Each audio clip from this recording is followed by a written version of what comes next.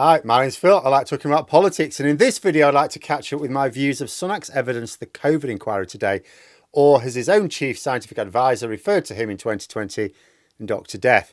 After going well for most of the day for Rishi Sunak, he did get found out in the end though. But I doubt it'll be reported in the mainstream media. But first, if you'd like to be notified of daily news and politics, please subscribe to the channel. So in terms of my overall impression from a purely political point of view, Sunak, I think, will have gotten away with this. He didn't do a Richard Nixon to say something so blindingly stupid that the media would have to report on it. He did make a mess of one line of questioning, which could bite him on the arse later on. In fact, given that Sunak had managed to dodge all the questions with a set of effective stock responses for most of the day, it was actually a surprise when sort of mid-afternoon he messed up. And I must just begin by picking up on a tweet from John Rentoul of The Independent. He says that a friend, he doesn't say whether it's one of his friends or Sunak's friends, it's not really clear, but he said that a friend said that the Prime Minister was doing so well at the inquiry that if this continues, Starmer will not agree to the TV debates. I'm thinking, well, just to be clear, okay. This would be the same Keir Starmer who's been beating Sunak up metaphorically for the past year in PMQs. And this would be the same Rishi Sunak who has adopted radio silence during both of the last two by-election polling days, even going so far as leaving the country for the last one to avoid the public. I mean, I get that someone really blindly tribal will warp reality, and they may say that, they may even believe it. But the idea that a political commentator then actually tweets it as if it's worth tweeting, that is absurd.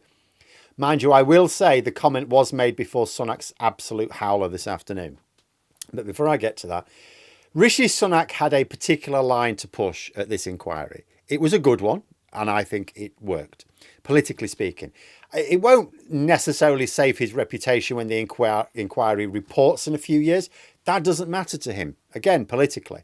But the way he dodged much of the inquiry questions was by deferring the decision-making to Boris Johnson, who was the Prime Minister. You know, at the election, he'll be questioned about decisions made while he was Prime Minister, though. So he'll end up being just as hopeless as he is in PMQs and any other special debates he leads. And there's a reason why he's careful to avoid campaigning in public spaces. And it's because he's really bad with the public in an uncontrolled environment.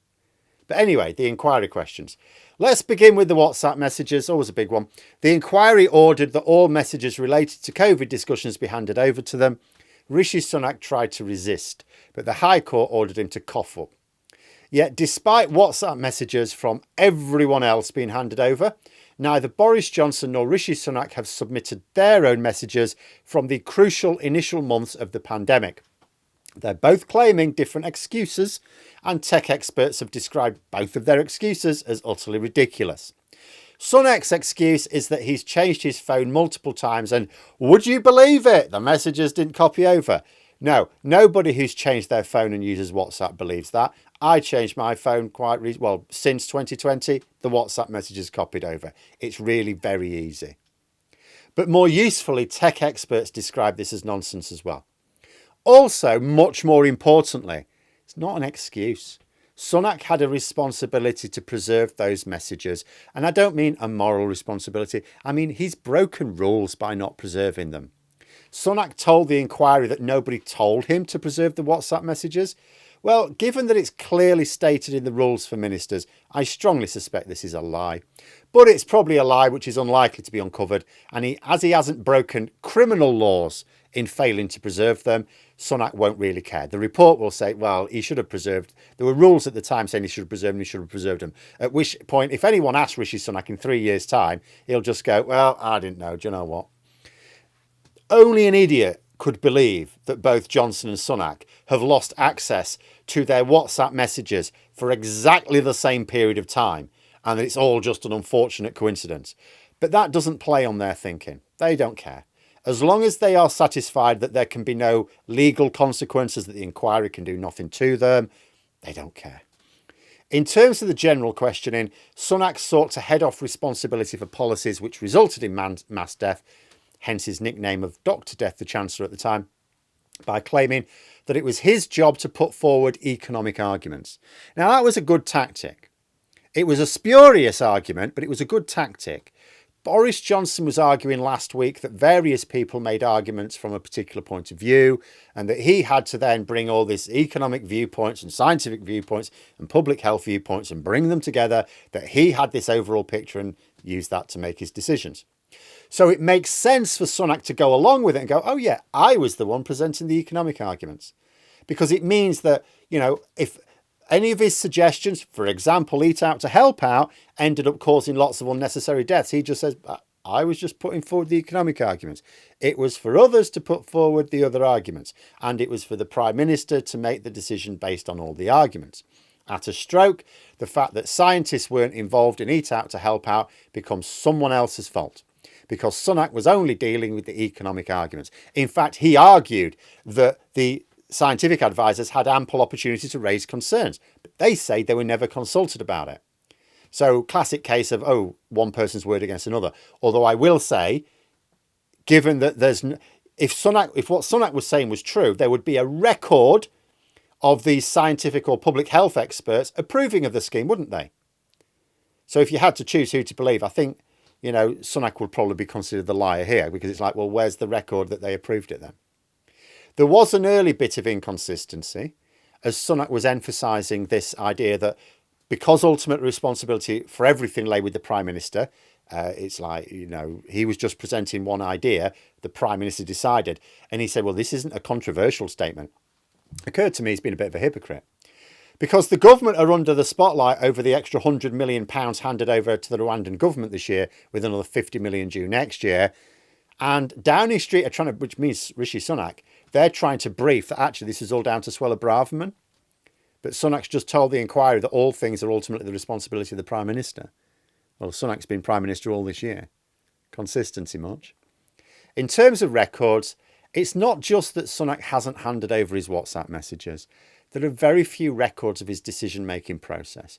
It was put to him that others have said he had a deliberate strategy at the time of not leaving a paper trail. Sunak responded by saying, well, it's not possible to have all conversations between ministers recorded. He said that the most important thing is that decisions are recorded. But that's not true. Of course, it's perfectly possible to record all meetings between ministers where decisions are discussed, and it should be at meetings where minutes are recorded, where decisions are discussed.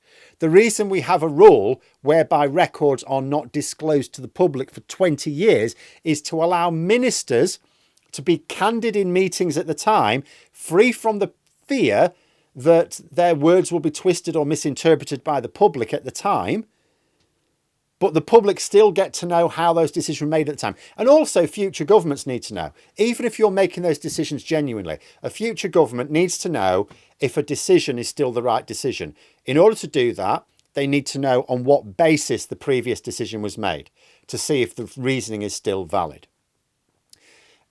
It's way less important to record decisions than it is how those decisions were made, because the decisions are announced to the public anyway. We don't need a secret recording of those. It's vital that we know how decisions were arrived at, even if the public don't find out for many years afterwards. The next government needs to know. But Sunak's responses were just very disciplined, sticking to a set of standard responses for almost every question. It was basically Father Jack and yes, or that would be an ecumenical matter. Sunak's stock responses were, first, I was just presenting economic arguments. It was for the Prime Minister to seek other perspectives and make decisions. Second, just so he wasn't accused of throwing Johnson under the bus, he said, no, I didn't think Boris Johnson's decision-making was chaotic, haphazard or confused at all. Third, that he didn't really use WhatsApp anyway, so the lost messages weren't really much of a loss. I don't believe that. Fourth, that the Cabinet Office was screwing everything up. And it all worked so well for so long. I mean, I thought Sunak could come unstuck on the basis of the tenacious types of questioning put to his former cabinet colleagues. Because we've seen Hugo Keith go at Boris Johnson, Michael Gove, Matt Hancock and others. And I've thought to myself, yeah, Rishi Sunak's really bad at this sort of thing. He's going to come unstuck, isn't he? Because what will happen is he'll say a thing, then Keith will do what he's done with all the others and drag up a record of a message which seems to contradict them. But because Sunak appears to have been so careful to avoid any records of his decision-making ever existing.